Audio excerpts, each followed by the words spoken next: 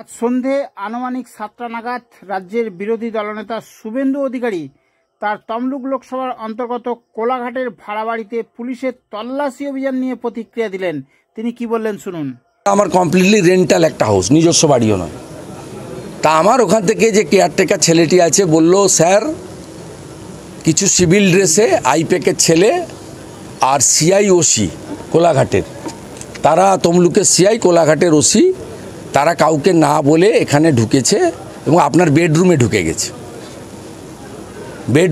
গেছে। আমি তখন বললাম যে আপনি যে অফিসার আছে তাকে ফোন দিন। প্রথমে ফোন ধরতে চাইনি, পরে কোলাঘাটের ওসি সৌরভ চিনা ফোন ধরলো। আমি বললাম দেখুন, আমার পৌঁছানো পর্যন্ত ওয়েট করতে হবে, কারণ মহামান্য হাইকোর্টে আমি অনেক লড়াই করেছি। আমার বাড়ির সামনে অসভ্যতামি হয়েছে, আমার বাবা মা, বয়স্ক বাবা মাকে প্রতিনিয়ত উত্ত্যক্ত করা হয়েছে ভাইপোর নির্দেশে, এবং আমাকে বহুবার আক্রমণ করা হয়েছে গত 3 বছর মমতা ব্যানার্জিকে, যেহেতু আমি হারিয়েছি নন্দীগ্রামে।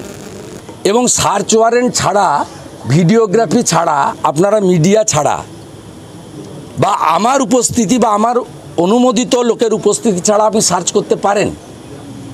আপনি যদি দুটো ভাঙা বন্দুক রেখে দেন, আপনি যদি কিছু টাকা সেখানে রেখে দেন, আপনি যদি জাল নোট, হেরোইন, ড্রাগের কিছু বেআইনি জিনিস রেখে দেন, তার দায়িত্ব কে নেবে? এবং আপনারা আমাকে ফাঁসাবেন, এটা পারেন না। ন্যাচারাল জাস্টিস 226 ওরা ওখানে শুনতে চাইনি। পরবর্তীকালে আমি আমার রাজনৈতিক সহকর্মী যারা আছেন, বামদেব গুচ্ছাইত, দেবব্রত পট্টনায়ক, সিন্টু সেনাপতিদের খবর দিই যে ভাই আমার পৌঁছানো পর্যন্ত তোমরা যাও এবং ওদেরকে বলো এই কাজটা করতে না। আমার উপস্থিতিতে ভিডিওগ্রাফিতে সার্চ ওয়ারেন্ট যদি থাকে, হাইকোর্টের অনুমোদন থাকে, আমি অ্যালাউ করব। আমি ল অ্যাবাইড পিপল। তারপরে ওরা ওখানে যথেষ্ট অসভ্যতামি করেছে 1 ঘন্টার বেশি সময় ধরে, এবং এর নেতৃত্ব দিয়েছে সিআই তমলুক। ওই বেটার নামটা কি? চম্পক রঞ্জন চৌধুরী, আর যিনি নন্দীগ্রামে গণহত্যার সময় নন্দীগ্রামের ওসি ছিলেন, আর এখানে ওসি সৌরভ চিনা। এবং আমাদের লোকেরা পরে যখন যায়, লয়ার কল্লোল গেছিল, বামদেব গুচ্ছাইত, সিন্টু, দেবু পট্টনায়ক, আরও পরে গেল, এখন তাপসীও পৌঁছেছে, নীলাঞ্জনও পৌঁছেছে, তা আমাদের তাপস ভাইও আছে, অনেক সুকুল এসছে। তারপরে তারা আমাকে বলছে যে আইপ্যাকের লোকজনও সাথে ছিল, এবং তারা ছোট হাতিতে করে, বস্তায় করে কিছু নয় অস্ত্র, নয় ড্রাগ, নয় টাকা নিয়ে গেছিল। বাইরে দাঁড় করে রেখেছিল। আমি অবাক, কোন রাজ্যে বসবাস করছি?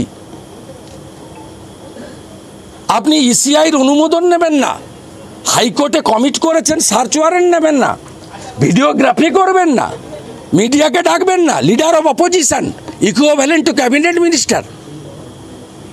এবং হাইকোর্টে আমার প্রোটেকশন আছে। আপনার মুখ্যমন্ত্রী সুপ্রিম কোর্টে গেছিল, সুপ্রিম কোর্ট হাইকোর্টে ফিরিয়ে দিয়েছে, স্টে দেয়নি, আপনার আবেদন শোনেনি, তারপরেও আপনি এই জিনিস করবেন। আমি এখানে এসেছিলাম, কাপুরুষ ওসি এবং সিআই দুজনই নেই। আমার ইলেকশন কমিশন কেন সৌরভ চিনা এবং সিআই তমলুককে সাসপেন্ড করবে না? আমি ইলেকশন কমিশনে কমপ্লেন করছি, আমার ভিডিও, সিসিটিভি ফুটেও, যে আমি ট্রান্সফার চাইছি না, সাসপেনশন চাইছি। ইমিডিয়েটলি সাসপেন্ড করতে হবে, এবং যদি এসপির নির্দেশে থাকে, এসপিকেও এখানে সাসপেন্ড করতে হবে বা ট্রান্সফার করতে হবে। এর পিছনে কে আছে আমি জানতে চাই। আর আগামীকাল আমার লয়ার হাইকোর্টে একটি ক্যান অ্যাপ্লিকেশন করছেন, যেহেতু এই কাজটা তারা এখানে করেছে। আইনি পথে আমি লড়ব।